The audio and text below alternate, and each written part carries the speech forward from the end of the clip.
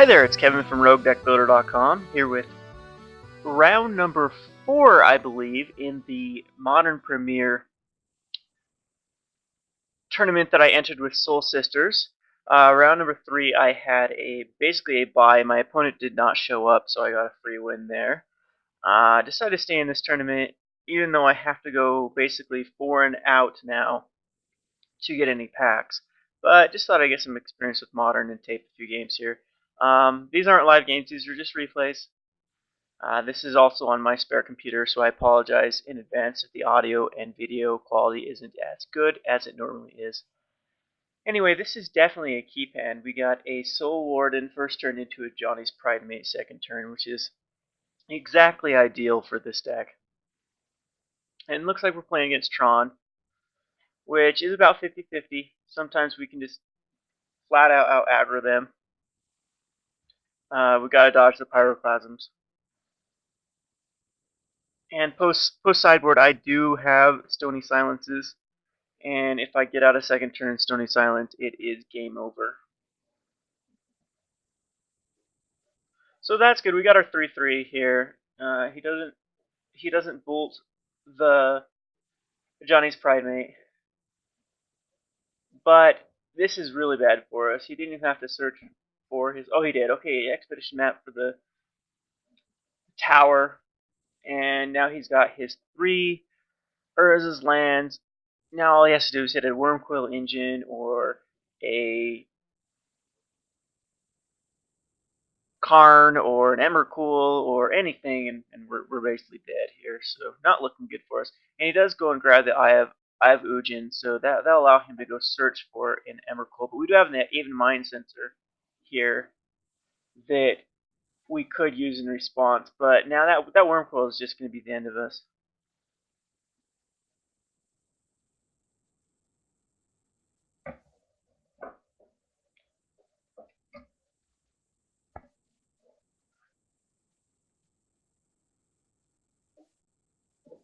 So I try to play around this Oblivion Stone, try to see if I can kill off the Wormcoil Engine, and then if he Oblivion Stones, he has to kill his tokens as well.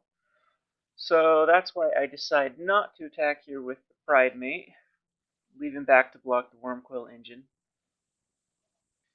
And if anything, our proc can get us back in this game, but not with the Eye of Ujin. I mean, it's basically over, especially that Pyroclasm.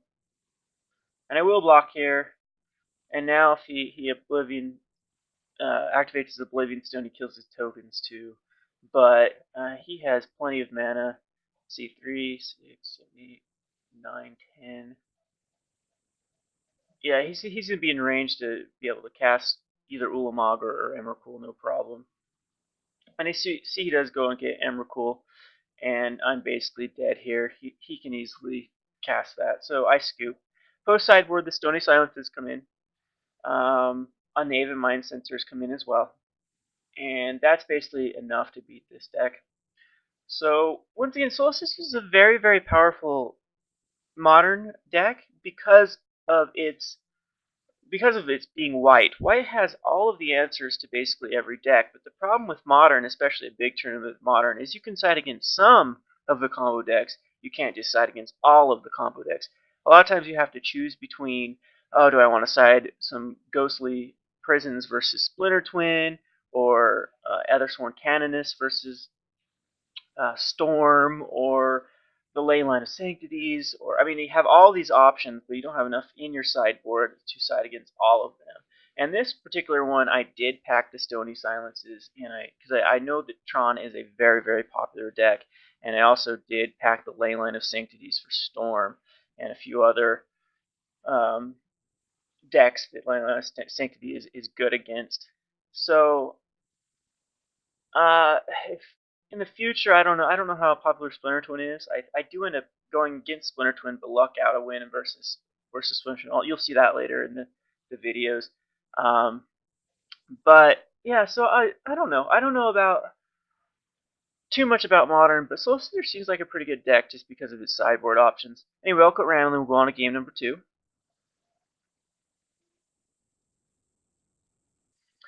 And this is also a keep hand. We have same thing. We got our Soul Warden into a Johnny's Pride Mate, and we're going first this time. So we're in very good shape. So we just gotta dodge a Pyroclasm here. But the Johnny's Pride Mate's already out of range of Pyroclasm, and pretty soon he'll be out of range of Lightning Bolt if he did even decide that. And this is awesome. So he has to decide to use his Grove, and since I gained a life, I get a counter with my Johnny's Pride Mate, which is great.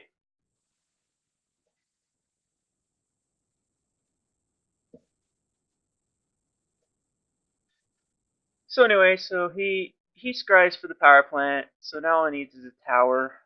So we're just gonna try to hopefully kill him off before he can get this out, which we're looking pretty good because here comes 8 damage his way, down to 11, and he's got to bust out a Pyroclasm here if he wants any chance, which he does.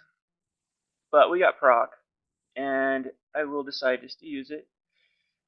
Get that Pride Mate up to an 8/8 and swing away. And the only thing he can drop here to really save him, he's got to be able to have an answer that John's Primate. So he's got to have a tower in his hand and a Wormcoil Engine or a Karn. Actually, Karn won't do it, just Wormcoil Engine to be able to block the Pride Mate. And he doesn't have it, so we win on turn 4 and go on to the last match against Tron, which we're on the play or on the draw. Going 1-1 into game 3, and I didn't know if it caught that. I had to get rid of I think it was a 5-land hand, and decided that I couldn't play it. And I don't know if I end up keeping this risky hand because I see the Thalia, and I just don't want to go down to 6. So very, very risky play on my part. Probably not a keep. I'd probably luck out here, but happens. I was on the draw, decided to go for it. Didn't want to go to 5. And we got the Thalia really screws up Tron as well because he can't play his gazillion artifacts per turn. So he's got to find an answer for that Thalia, which I do believe that again the Pyroclasm comes out. But it did set him back a turn here to hopefully draw an answer, which we do. And here is the power of this card. He didn't see it the first 2 games. I don't know exactly what. I think Tron might be packing Disenchants in the sideboard. I'm not, or Naturalizes, because they do have the Grove. I'm not sure. But we are able to play the Stony Silence, and that shuts down so many cards in his deck. Shuts down the Expedition map, and it shuts down the Chromatic Sphere, shuts down everything. So we'll go and grab 2 Ascendants with our Ranger, because next turn we're able to sack our Martyr unless he's got something for it, and have 2/6/6 flyers. Yeah, the Star is shut down. Great card.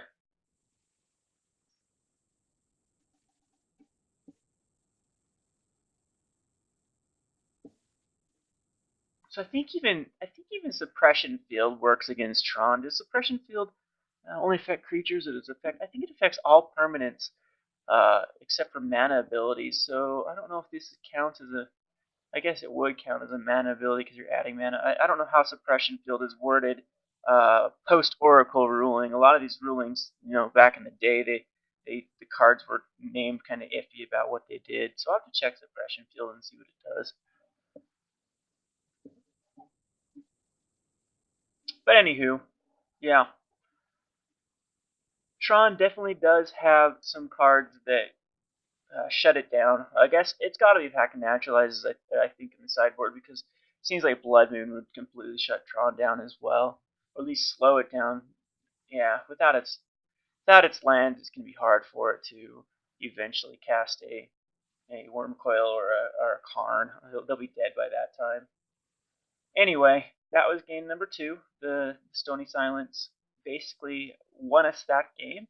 So I did get my first win here in the modern, my first legit win. I did win round 3 due to a no-show. So we're going 2-2 into round number 5. This is Kevin from RogueDeckBuilder.com. Thanks for watching.